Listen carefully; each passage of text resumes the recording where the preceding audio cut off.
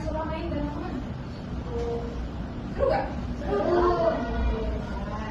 Ibu gak bakal marah, tapi itu cara kalian untuk belajar jujur. Jadi, tahu apa arti jujur?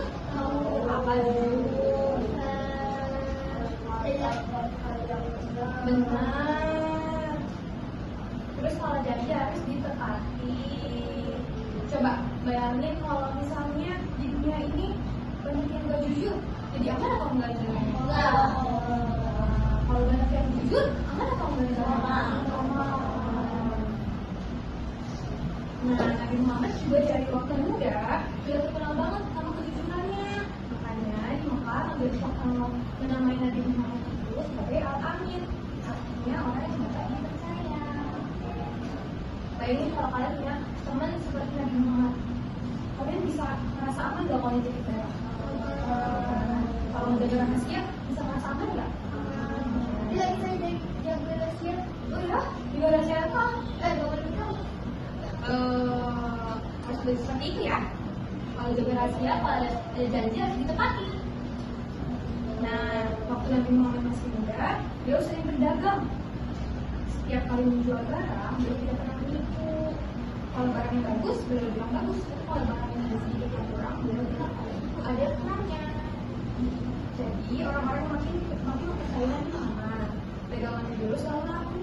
Sampai akhirnya ada wanita bernama Khadijah yang mempercayakan dagangannya pada Nabi Muhammad. Dari situ Nabi Muhammad mulai mendapat kisah cintanya sama Khadijah. Nah, kalau misalnya kalian lihat dari kisahnya Nabi Muhammad, itu membuat kalian rugi atau tidak? Tidak. Jadi kalau misalnya jujur itu aman atau tidak? Aman. Coba ini mau tanya, ini siapa yang kalau berbohong selalu gelisah? Kalau misalnya takut tahu nggak? Jadi kalau berbohong itu pasti selalu ada ketakutan kan? Iya. Dalam surat Al-Quran, wahai orang-orang yang beriman, bertakwalah kepada Allah dan hendaklah kamu bersama orang-orang yang jujur. Quran surat At-Taubah. Artinya, Allah ingin kita selalu berada di barisan orang yang jujur supaya hidup kita penuh kedamaian.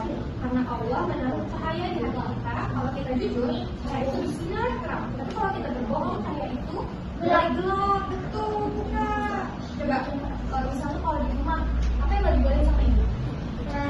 Main panas-panas. Tapi Putra bilang loh, kalau misalnya Putra habis main panas-panas. Iya. Jadi kalau misalnya bilang, Putra jadi tenang nggak? Kenapa?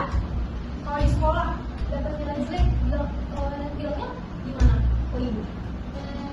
Saya tidak sekolah. Apa? Bapak bilangnya gimana? Nilai Putra jelek atau bilangnya nilai Putra bagus loh. Padahal nilai Putra jelek. Gimana? Jelek. Jadi jujur ya. Jadi tenang kan kalau jujur? Ketika saya dapat juara tiga, saya tidak mudah.